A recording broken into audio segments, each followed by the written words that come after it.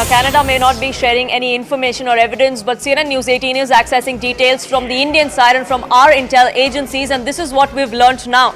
There is a terror ecosystem that's emanating and prevalent in the Canadian soil is what intel agencies here in India believe. Hardeep Singh Nijjar was a resident of Jalandhar, and since his early days he had connections with local goons. He misrepresented his identity to gain Canadian citizenship. He in fact is a terrorist, is the unequivocal stance that India has taken. Remember, Hardeep Nijjar also faced an Interpol red corner notice from several years ago, and yet it was the Canadian government and the Canadian Prime Minister who spoke about his nationality and his death and blamed India for it. Arunima, my colleague, now joining us, getting us more details. Now, Arunima, we have details of the NIA dossier as well of the rap sheet that Hardeep Singh Nijjar had, the red corner notice that he had against him that was issued by the Interpol. You have some more details that you've now accessed from your sources within the intel agencies?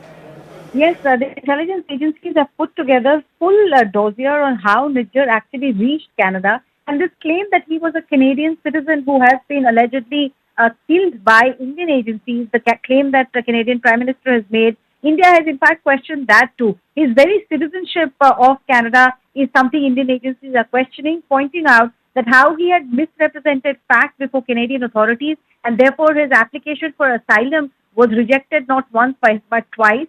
Subsequently, he made another application for citizenship on grounds that he had married a Canadian woman. But this marriage was also to a lady who was supposedly sponsored by another person who had migrated from India. So it seemed to be a racket and not a genuine marriage, which was challenged in the court as well. And how he got his Canadian citizenship is also unclear. The facts of that is not clear.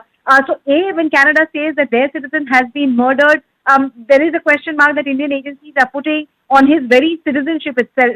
Second, they are pointing out that from the time he left India, there are enough evidence against him: forging a passport, association with Khalistan Commando Force, association with Jagtar Singh Tara, who was, Pakistan-based KTF chief, explosive training, also carrying out terror-related activities. All of this was known to Canada, yet they did nothing to assuage India's concern.